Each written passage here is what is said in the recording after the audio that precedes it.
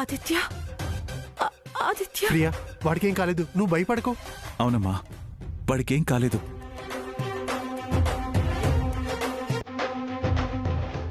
నా మాట వినమ్మా ప్రియా, నా మాట విను, భయపడకు.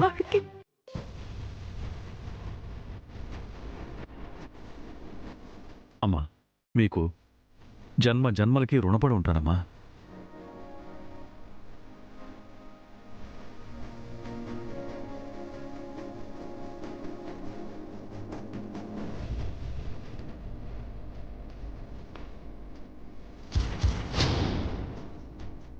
అమ్మ తులసి, నాకు గర్భశోకం లేకుండా చేసావు. చిన్నదానివైనా నీకు పాదాభివందనం చేస్తున్నాను.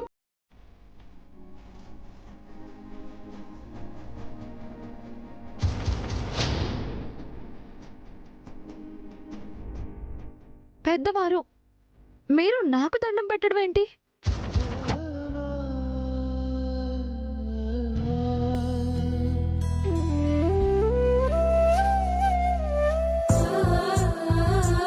నీ గుణం గొప్పదమ్మా, నీ మనసు పెద్దదమ్మా. మాకు మీరు దేవుళ్లతో సమానం. అయ్యో, ఎందుకమ్మా అంత పెద్ద మాట? సాటి మనిషి ప్రాణాలు పోతుంటే చూస్తూ ఊరుకుంటావా? రక్షించడం ధర్మం, అదే మేం చేశాం.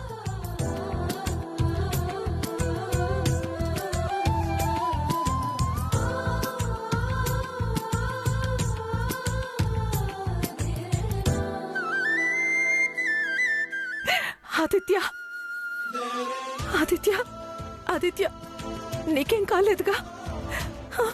ఆదిత్య,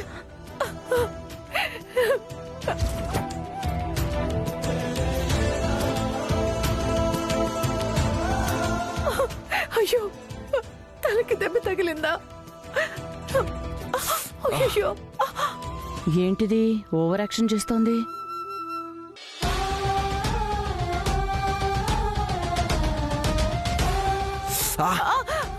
ఏమైందిరా? ఏం లేదు, వెనికింది.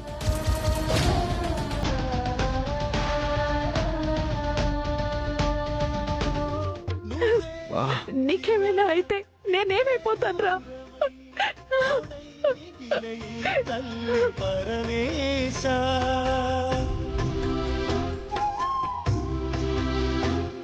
తల్లి కళ్ళలో పొంగే గంగతో గుండె తడిసిపోలేద జగదీశ, ఇటువంటి తల్లి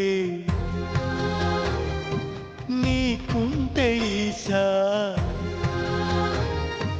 తెలిసేది నీకు ఈ తల్లి ఘోష, నీ కన్ను అది చూడదా? ఈ కంటి తడి ఆరదా? ఏంటిది?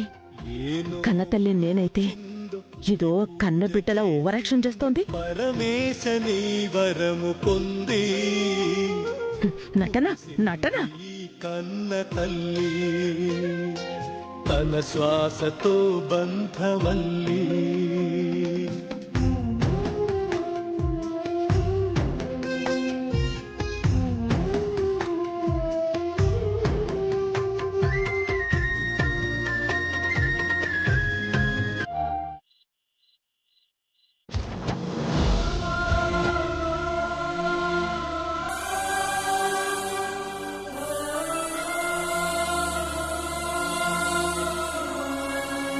గోవింద,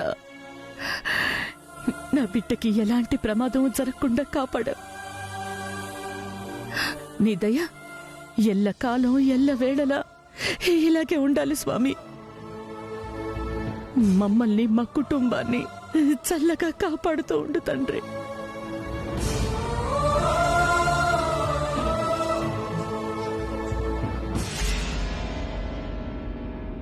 దుర్గమ్మ, ఏంటే? జరిగింది ప్రమాదం కాదు, నీ మీద కుట్ర.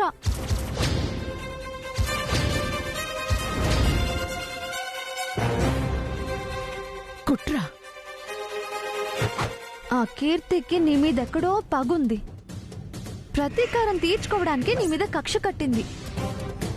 అందుకే ఎవరినో మాట్లాడి ప్రమాదాన్ని సృష్టించి నిన్ను ఆ ప్రమాదానికి బలి చేయాలి అని చూసింది.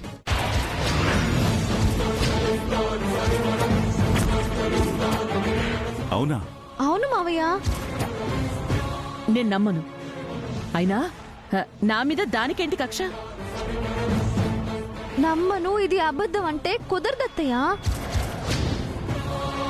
వనభోజనాలలో కీర్తి సుజాతతో అనడం నేను వినడం జరిగింది. ఇది కుట్ర అనడానికి నేనే సాక్షి. ఏమంటున్నావు తులసి? ఆ రోజు తన ఫోన్లో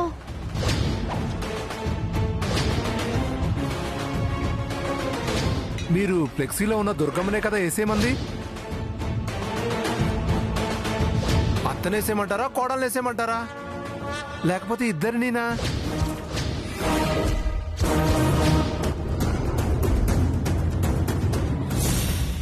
ఇది జరిగింది. మనందరి అదృష్టం బాగుండి ఎవరికి ఏ ప్రమాదం జరగలేదు.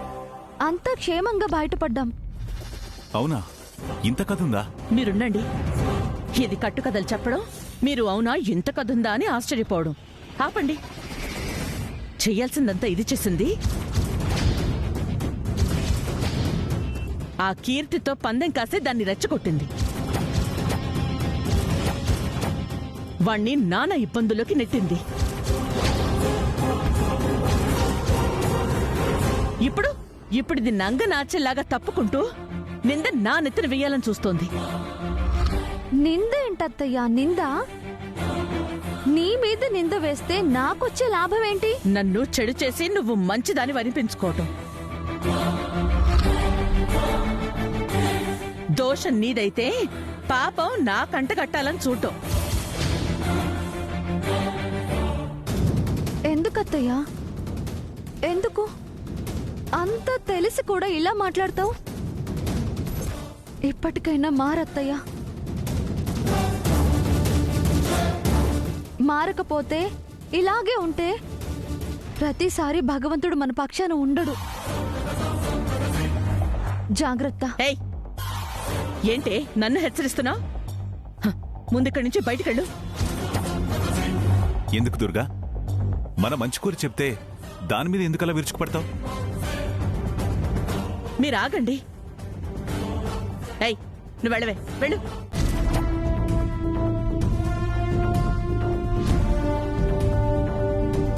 తులసి వెళ్ళమ్మా, నేను మాట్లాడుస్తానుగా.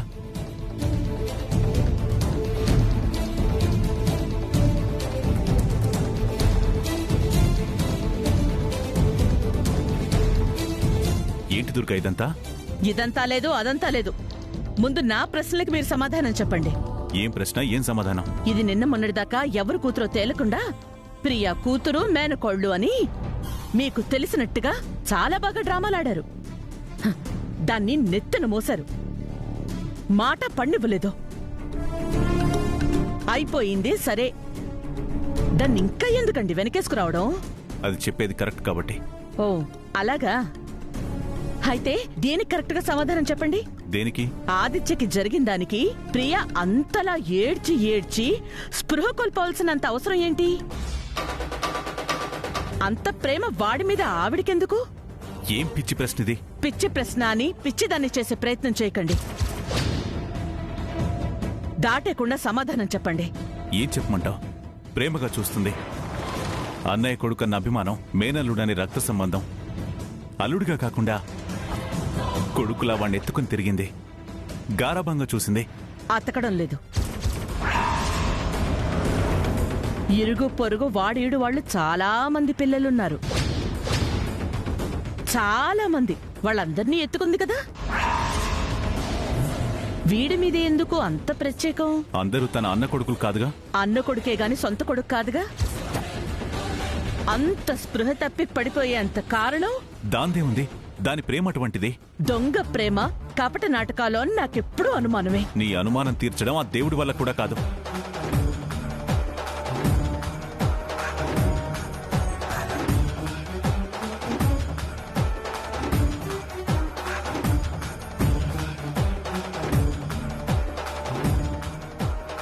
ఎన్ని మాటలన్నా, చెల్లెల్ది ఎంత స్వార్థం ఉన్నా ఈయన ఇంత మౌనంగా ఒక్క మాట కూడా మాట్లాడకుండా వెళ్లారేంటి? నాతో వాదించలేదు, నన్ను వారించలేదు. ఏమై ఉంటుంది?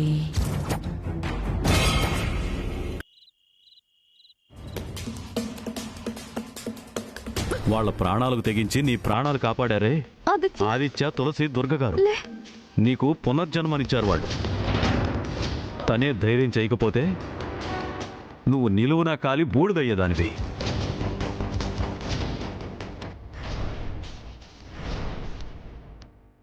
అమ్మా, మీకు జన్మ జన్మలకి రుణపడి ఉంటానమ్మా. నీకు పాదాభివందనం చేస్తున్నాను.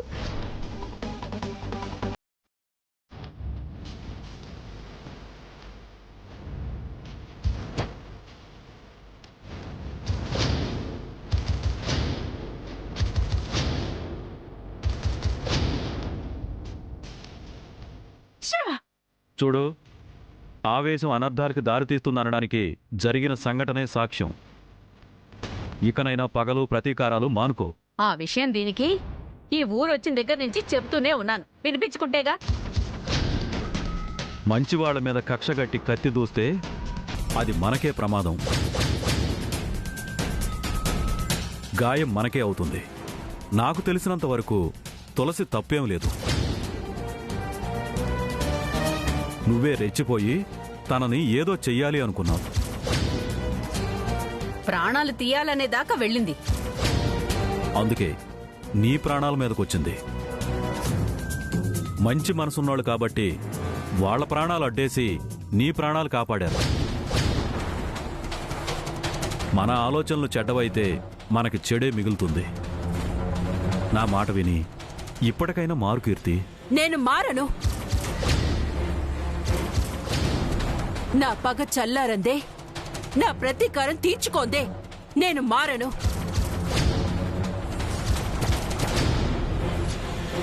మీరు వాళ్ళకి సెల్యూట్ చేసి నా పరువు తీశారు. పరువు పోయిన చోట తల ఎత్తుకు తిరగలేను. అందుకే ఇంకా ఈ సిటీలో ఉండదలుచుకోలేదు. అర్జెంటుగా ట్రాన్స్ఫర్ పెట్టుకోండి. ఊరు మారతాను, కానీ మనసు మార్చుకోను. పగ తీరందే నేను ప్రశాంతంగా ఉండలేను. ఏంటి నీ మొండితనం? మారను అంటావు, ట్రాన్స్ఫర్ పెట్టుకో అంటావు. ఏంటి నీ ఉద్దేశం? చెప్పను. చెప్పాల్సిన అవసరం నాకు లేదు. నా పగే నాకు ముఖ్యం. నా శత్రువుల్ని ఎవ్వర్ని నేను వదలను.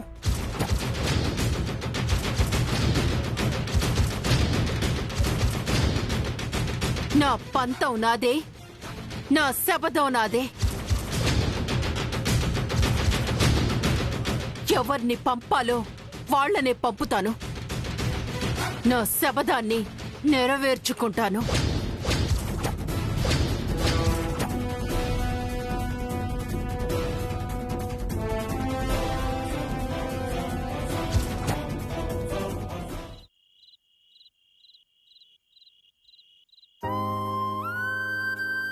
అమ్మా, మీకు జన్మ జన్మలకి రుణపడి ఉంటానమ్మా.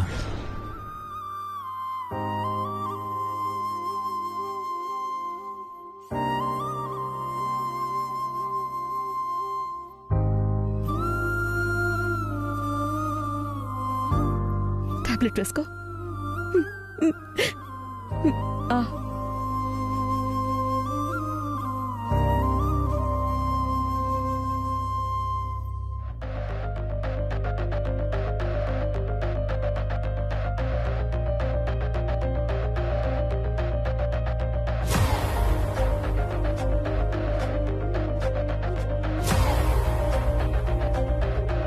అమ్మా, ఏంటమ్మా, ఏంటిది?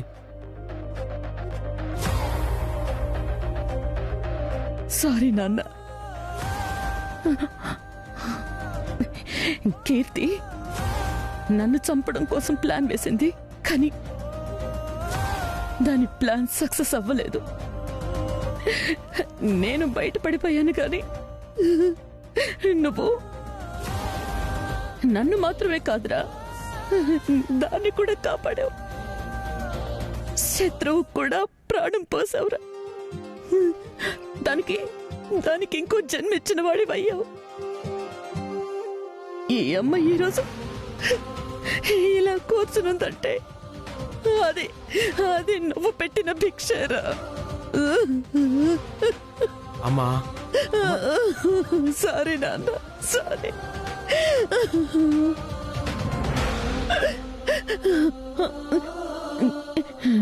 దాని కోపం ఇంతవరకు తెస్తుందనుకోలేదురా.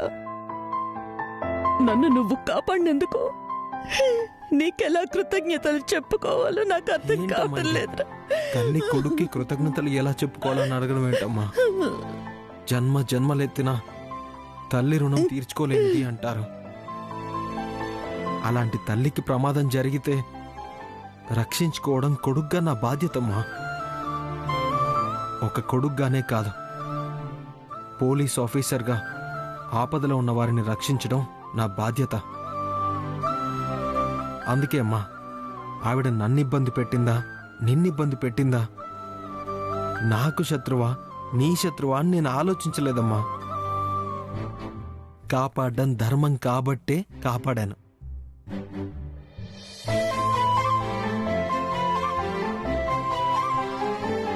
దుర్గమ్మ, నువ్వు అసలు వాళ్ళని వనభోజనాలకు పిలిచే తప్పు చేశావు. అలాంటి దుర్మార్గుల గురించి ఇప్పుడు పశ్చాత్తాపం పడితే లాభం ఏంటి? ఏదో అదృష్టం బాగుంది కాబట్టి ఎవరికి ఏ ప్రమాదం జరగలేదు. అవును దుర్గమ్మ, దేవుడు చల్లగా చూడటం వల్లే ఎవరికి ఏ ప్రమాదం జరగలేదు.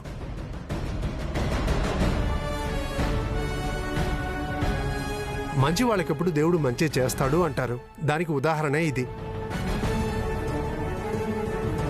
ఆదిత్య ప్రాణాలకు తెగించాడంటే ఆ ధైర్యం రావడం కూడా గొప్ప విశేషమే. ఎవరితో పడితే వాళ్ళతో పంతాలకపోతే ఇదిగో ఇలాగే ప్రాణాల మీదకి వస్తుంది.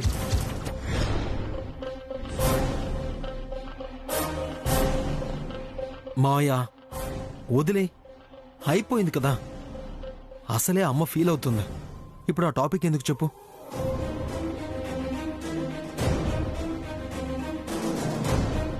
ఆదిత్య, అది తీసిన గోతిలో అదే పడింది. కీర్తి ఎవరికో అపకారం చేయాలనుకుంది, కానీ దాని ప్రాణాల మీదకి వచ్చింది. నువ్వు కానీ రక్షించుండకపోతే అదేమై ఉండేదో తెలుసా? పాలు తాగిదిగో. వద్దు తులసి, అలా మాట్లాడుకో. ఎవరిదైనా ప్రాణమే. జరగరందేదైనా జరుగుంటే జీవితకాలం బాధపడేదాన్ని కదరా.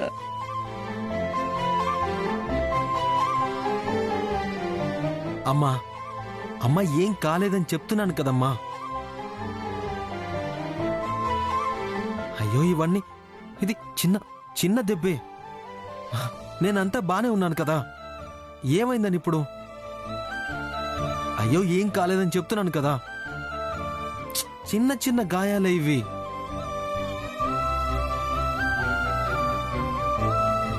రేపు ఈ టైంకి మళ్ళీ ఎంచక్క డ్యూటీకి వెళ్ళిపోవచ్చు.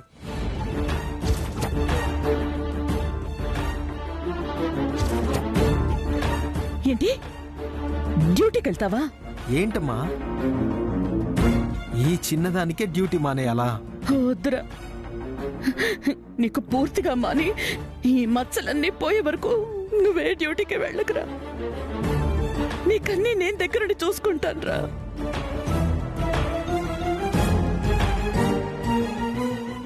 అవునా ఆదిత్య, దుర్గ చెప్పినట్టు గాయాలు మానే వరకు ఇంట్లోనే ఉండు, డ్యూటీకి వెళ్ళకు. కాస్త రెస్ట్ తీసుకోమ్మా. నిన్నొక్క క్షణం కూడా చూడకుండా ఉండలేనురా. నువ్వు వెళ్తే నీ గురించి ఆలోచిస్తూ నాకు ఏడుపు వస్తుందిరా. నా మాట వినరా, ఒక్క 4 రోజులు సెలవు పెట్టరా.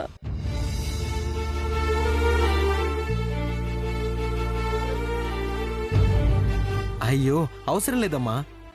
అరే, నాకేం కాలేదు. నేను హ్యాపీగానే ఉన్నాను. నాకెలాంటి ఇబ్బంది లేదు. నేను డ్యూటీ సక్రమంగా చేయగలనమ్మా. ఎందుకమ్మా ఈ చిన్న విషయాన్ని పెద్దగా చేస్తావు? నువ్వు నా కన్న కొడుకువిరా, నా పేగు బంధం.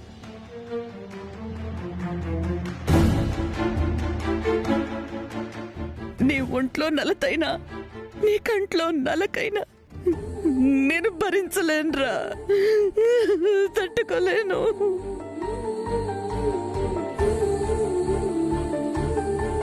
ఏం పర్వాలేదమ్మా, నేను బానే ఉన్నాను. నేను కాన్ఫిడెంట్ గా చెప్తున్నాను. నాకు బాగోకపోతే నేను మాత్రం ఎలా అంటాను? ఇదిగో చూడు, నేను perfect గా ఉన్నాను. ఇదిగో, బాగున్నాను. ఆగరా, ఏంట్రా ఇది? అమ్మా, నా గురించి ఏం ఫీల్ అవ్వకు. నేను కాన్ఫిడెంట్ గా వెళ్ళి డ్యూటీ కంప్లీట్ చేసుకుని వస్తాను.